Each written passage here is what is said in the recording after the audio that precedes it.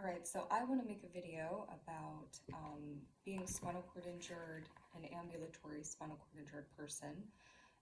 And the topic of conversation is feeling left out or things that you did before, things that you do now versus what you want to be able to do, and living life versus vacation, um, and not comparing the two. Now, most ambulatory spinal cord injured people know that the general public is completely clueless when it comes to our injury, and that their perceptions can actually be really detrimental in a small community. For instance, if people spread the rumor around that I just wanted to go on vacation, that's going to be incredibly far off from what was the goal here.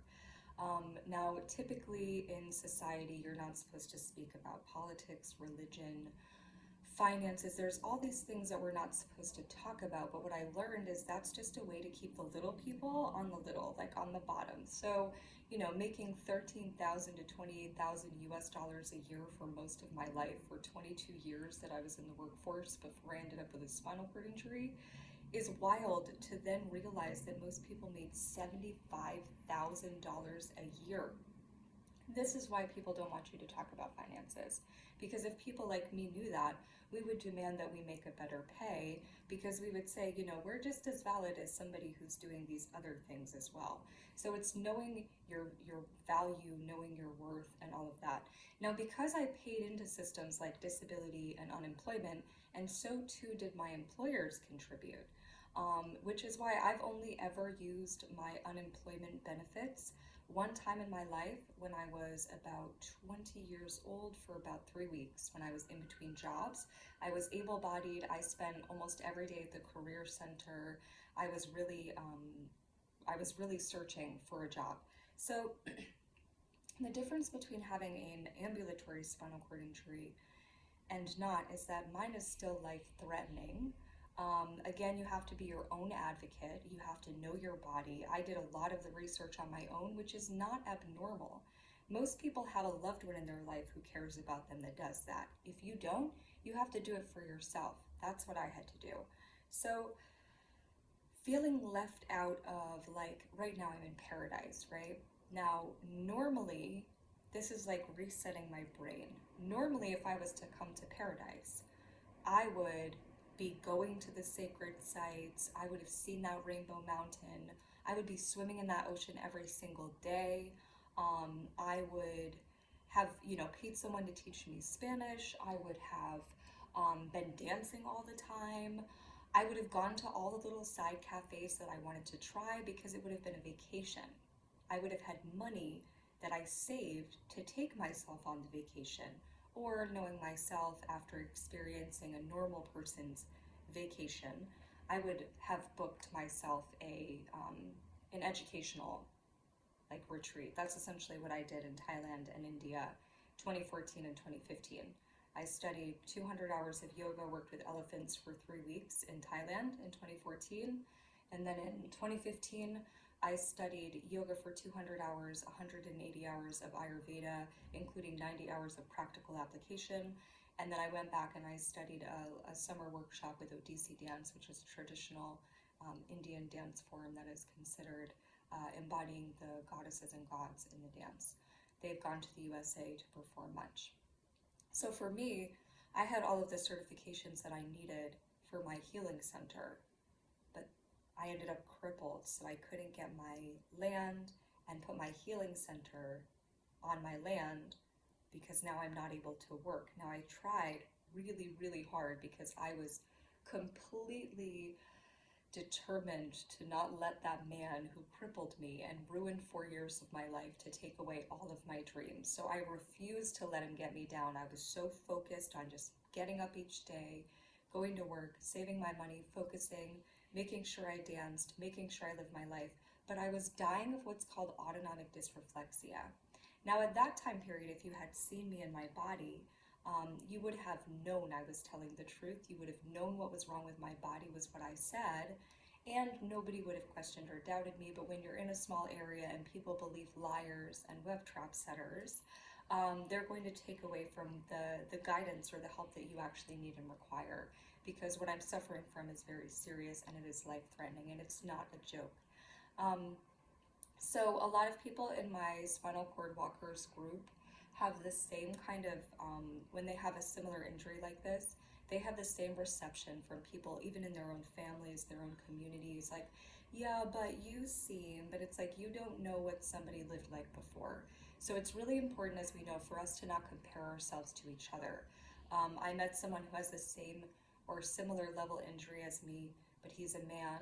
He wasn't a non-performing athlete, and the way that he healed his body was different. So he has unalignment due to drop foot. And if he had healed in a different way, then he might have been able to change that. But he prefers using one stick instead of two. And so that might be just a choice, a decision that he's made. So you can't compare people based off of everything unless you have their entire life circumstances in your mind. I was a non-performing athlete. So again, people could look at my injury and say, well, you're lucky if you stay at home and you only do one walk a day with your sticks, you can be ambulatory in your apartment and you almost kind of look normal.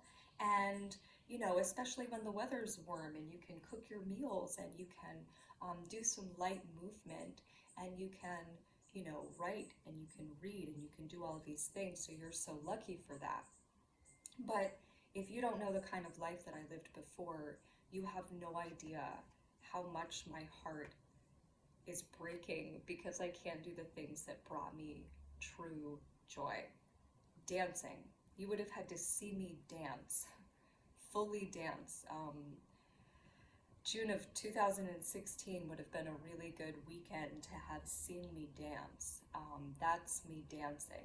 Not the very controlled movement that you've seen in 20-minute increments, which then I need to rest from, or I have a spasm in my thoracic region. Walking with sticks is so that I don't end up walking until I fall down, even though sometimes that happens as well. Or that I don't walk until I look like a T-Rex, a sloth, a pirate. Now, I'm getting a little bit off topic because it's complicated for people who are not spinal cord injured to understand any of this. And I just want the general public, if anyone is watching this far in 7 minutes and 37 seconds, I just want you to know that you can really contribute in a negative way to someone's life with your gossip. A lot of people in my area did that in my situation, and it's incredibly detrimental to someone's life, so it's probably best to not do so. I made it a point in my life to not really speak about other people, even if what I was saying was true, because I didn't wish them ill. I just didn't want them around me anymore, but those very people were some of the worst and most dangerous in my life and caused a lot of complication in this time period. So please be careful of what you're saying and what you're allowing to come out of your mouth about another. Now, things that you do versus what you want to. I already said that. So it's like, you know, what I would have wanted to do if this was vacation in paradise versus me fleeing somewhere because I need to make a new life for myself because I'm a spinal cord injured person and no one's taking it seriously. And the systems that I applied to, the second that I knew I needed them, September of 2021, I applied for unemployment and I applied for disability, in which I paid in for 22 years and my employers matched that. If I had been given that money the first time I applied with about a 6-month wait period, which would have been a fixed system, that would have been something that was doing good for the public. I could have said, hey, I want to take out this much money, that will allow me to keep my car on the road, have hand controls, get a mobility scooter, and I could have gone to school. That would have allowed me to redesign my life. But they didn't do that. They denied me once, twice, I got a lawyer, and 3 times. The man on the phone when I asked for unemployment told me, you know you're not entitled to this right. And the other program that I tried to apply for, I did not qualify for. Now, this is very complex and complicated. I tried my best to stay focused and do what was right because I learned that in my life, no one's going to swoop in and help me with any of these things. I have to be my own advocate and do it for myself, which is very typical of my life. And I'm independent, so it's perfectly fine. Through this time period, there were many times that I wished that that's what would have happened, but it didn't. So living versus vacation, you've got to make sure, because for me, being from Maine in the USA, like it is winter right now. I love winter, but my body is totally different in winter versus paradise weather. This is paradise. This is 85 degrees Fahrenheit. Again, if I wasn't spinal cord injured, I would be swimming every single day. The water is probably like 70 degrees Fahrenheit. Um, and um, there's beautiful flowers and beautiful birds, and the humidity level is lower. The rainfall is lower. So there's a whole bunch of factors that go into spinal cord injuries that are beneficial for here. And this area also has a lot of very disabled, what's the word I'm looking for? Adjustments. So there's like an entire area that has a place where you can go down with a wheelchair or a scooter and get to the beach area, and a boardwalk that will take you to pretty much any beachfront area that there is. There's a lot of different amenities that will allow you to be handicapped accessible here. So I'm a huge fan of Lima, Peru, and San Miguel, San Isidro. It's very beautiful, and I highly recommend it to people in my spinal cord injured group. There's not a lot of negative that I have to say about here at all. The only experiences that I had that weren't positive are mostly due to other people not doing what was right, not here, but in other situations of my life, or the systems that I applied for that decided to not care. I mean, I can't believe the woman that decided that decision. I can't believe that she gets to decide my fate. It is so unjust and crazy. I think she's horrible, to be honest, for putting me through this any longer than I've already been. This has been a horrific experience, and I haven't asked for anything, but I certainly deserved better. And I think everybody along the way should be ashamed of themselves for what they've caused me to have to go through an experience in this time. It's unforgivable. I won't forgive anyone that had any part in this decision making. I don't forgive any of them. Now, things that you do versus what you want to, living versus vacation. So you can't relocate to a place and be in vacation mindset, like you're not going somewhere because you want to go on vacation. Now, if you are in my spinal cord injured group and you do want to go on vacation here, then obviously that's beneficial. But I learned all kinds of things, like about how a lot of the sacred sites don't even allow you to walk with sticks. So it won't be possible for you to go. So look into that. If you wanted to see Machu Picchu, you can't go with sticks. There are 2 temples in the area that I am that I didn't know were here, that you can visit with sticks, and that was very nice. One of them is a hill, so it was okay to get up. It's closer to the sea a little bit, so the force of gravity was lessened. The other area was a hill as well, and it was higher up, so that one took a little bit more of a toll on my body. I had to fall down a couple of different times, or what people thought was praying, but really it's me having a spinal cord injury, and when I can't walk anymore, I fall down to the ground, to my knees. So don't compare your injury to others. Don't look at someone and be like, oh, they're so lucky that they can do this, this, and this.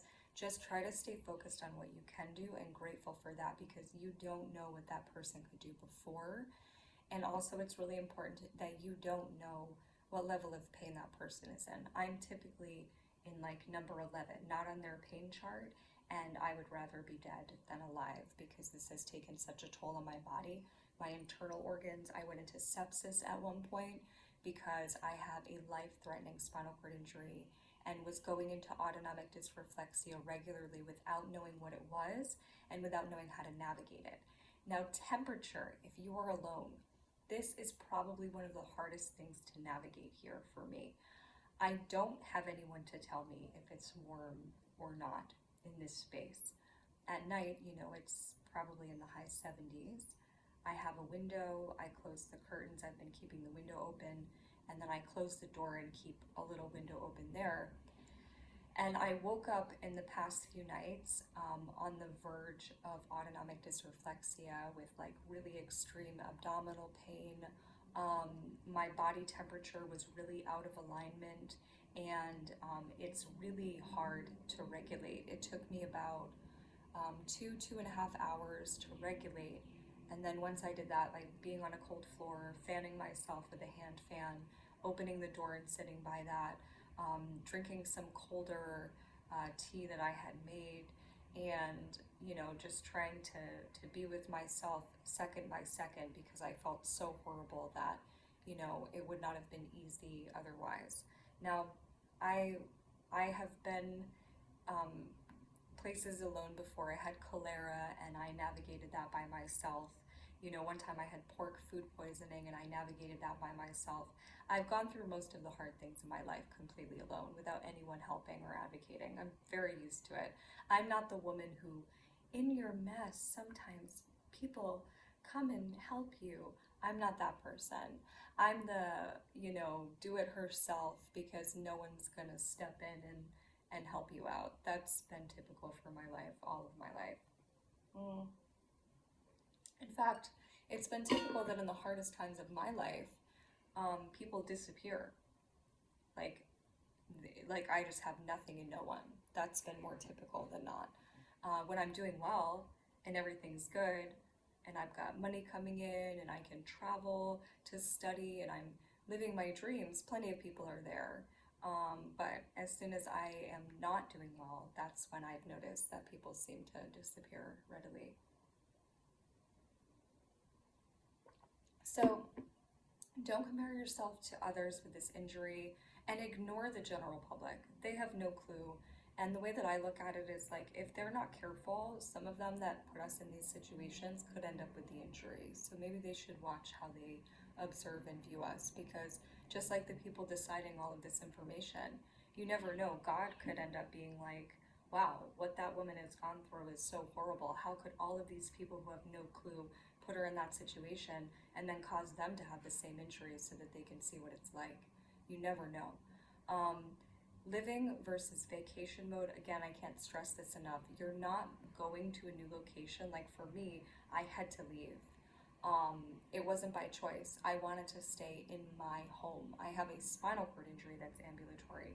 Being here was a little bit better for my body in some ways, but also it's complicated when the systems in place that are supposed to be supporting you to get you back into a place where you can be integrated into society don't even care, and the people deciding your fate don't care at all either. I used to say that the people deciding it should put one of those period simulators on their spine, and when it gets to a level that makes them fall down, then they can start to judge what my life is like. But they would need someone to follow them around and do it randomly 100 times a day for years before they could even understand what it was like, and then see what they would do in the same situation. But nobody cares that much because it's not their life. What does that woman care? It has nothing to do with her and her life. She's going to have a job, and even if she ended up injured, she would still keep her job. She doesn't care at all about what it's done to my life or me at all. So this was for me to try to redesign a life living. If things had been different for me, I might have been able to do that here. It is, again, a very beautiful place, and I call it paradise because to me, it is a paradise. You have to put yourself out of that desire, though, of like, in my life, this would have been a place that I went to vacation. This would have been the paradise vacation. This would have been my break away from life. I never really got to a point where I went on many vacations like that. I only went on one. The rest were traveling and studying trips for me to have my business. So it has been really hard for me to not get to the water every day, to not swim. I found a few rocks I can wedge my body against, and when the waves come in, they can get my body wet enough that it's not like swimming. I love swimming. Swimming has been something I've loved my whole life. It's not swimming, but it's getting in the water.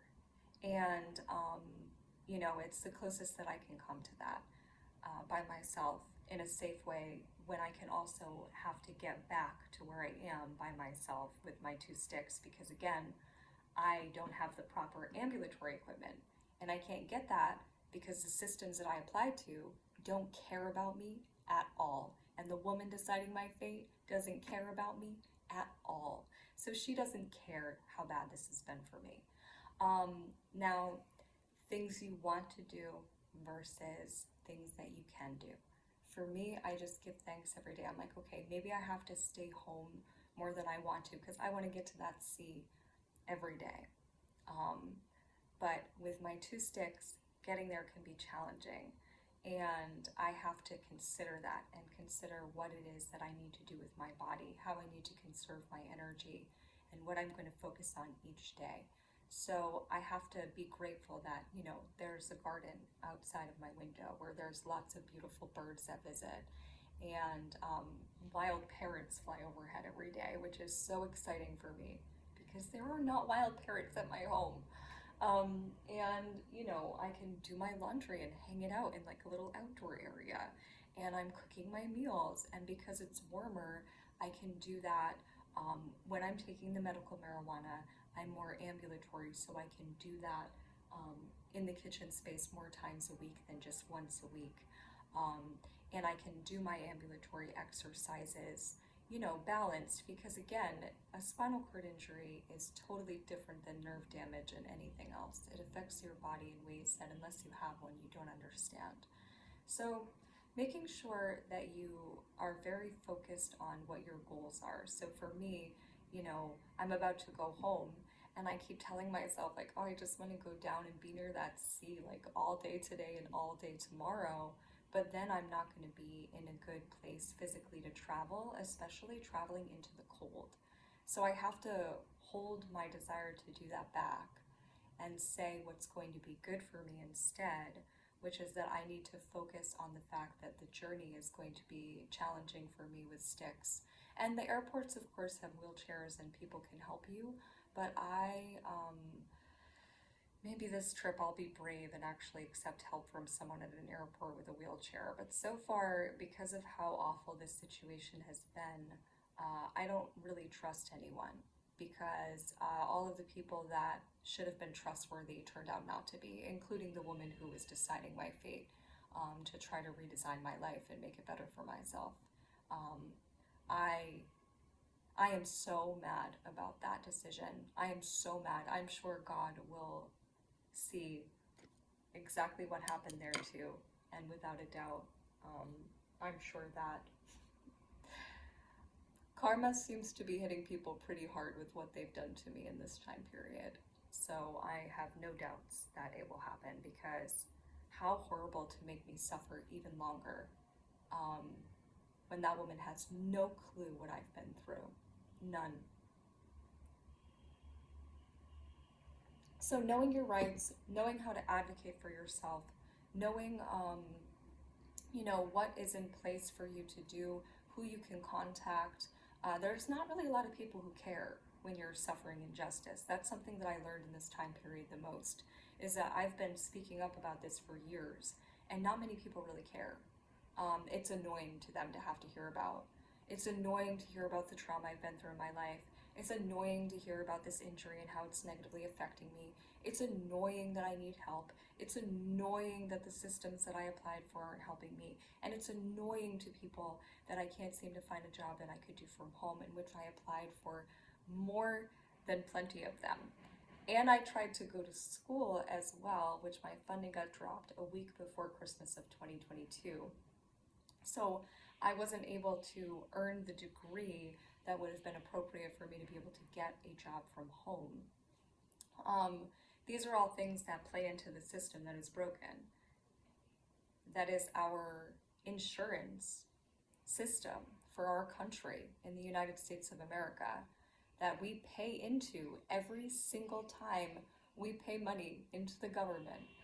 We pay into that system in case something like this happens. And then random women who have no clue what our lives are like get to just say no after we've waited years, ended up homeless, ended up dying from autonomic dysreflexia, don't have ambulatory equipment. That one woman gets to decide your whole fate. It's so messed up and so unjust. But one thing I learned is that not many people really care. Not many people care. 40% of our homeless population in the United States of America have a disability, and it's not a mental disability like some people want you to think, because it makes them feel better about not caring. It's physical disabilities that our government systems that we pay in for don't care about. I was grateful that a senator in my state finally spoke up about things like this in the general public, because this is something that's a real issue. It's what I wrote to the president of my country about in February of 2023. I said, if this system had helped me at this time period, my life would be so different right now. And that was back then, before I had to leave my state and my country, and before this random woman got to decide what she thought I deserved in life. If I was deciding her fate, oh my word, she would not be happy right now, let me tell you. So, I hope that this is slightly helpful for you. Being a spinal cord injured ambulatory person is frustrating. It's not easy. It's very painful. It takes being very in your space. You can't constantly, like, even things like watching somebody walk without sticks, watching them run, those things make me, like, I've never ever coveted what others have. I've only always been in competition with myself. So for me, other people being successful has never bothered me. I don't like when people use their success and power to trump all over those of us that are on the bottom. I think that's messed up when people are given a voice and a position of power and they choose to cause harm and chaos in others' lives. I think that's beyond messed up. But, you know, I never wanted what anybody else had. And for me, the hardest thing is that sometimes now I'm like, oh, I miss being able to run a mountainside every day, regardless of the weather. I miss being able to go to work and make my money because I'm excellent with budgeting. I'm very intelligent on how to make my dreams come true. I know what to do. You know, this didn't happen to me because I'm some negligent woman. You know, this didn't happen to me because I had a drug problem. This didn't happen to me because I have a mental illness. This didn't happen to me because I just didn't know what to do with my life. This didn't happen to me for anything other than a man who decided to break my spine, and then a bunch of people after that who decided to not care at all. So, make sure you're in your energy. Make sure you're grateful for what you have. The thing I keep telling myself now is that I can come back here in the future if my life allows. Like, if I can get myself into my ambulatory equipment that I need, if I can get a degree so that I'm considered educated enough by the country's standards that I'm going to be in to do a job that I can do with this injury.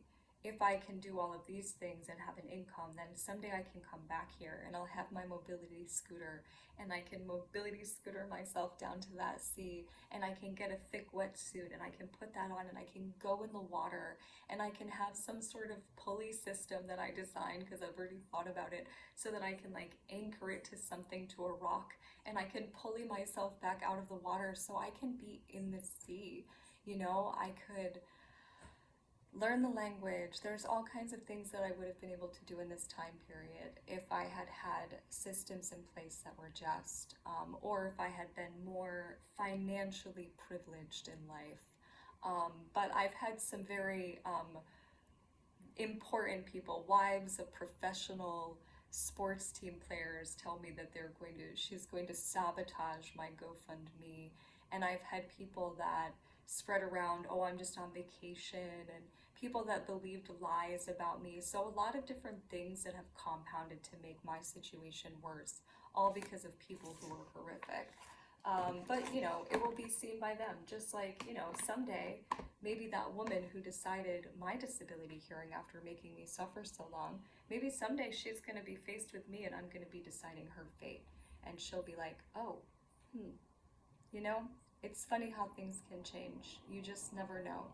So, very important to be mindful, especially if you are not spinal cord injured. If you're an able-bodied person, you have no right to decide someone's fate like this in this way. You have no right to make someone who's crippled stay standing this long.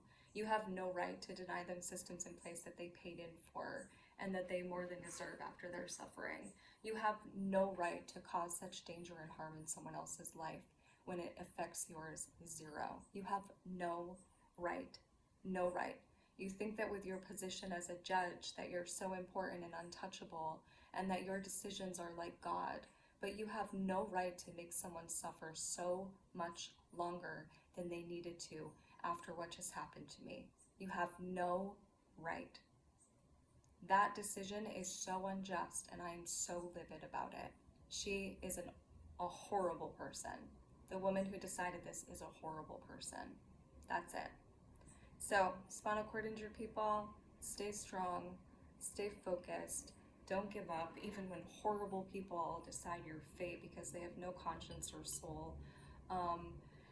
Stay doing what you can little by little. Don't let other people bring you down. Don't let anybody tell you what you know to be true about your body. Don't let anybody try to mess with you.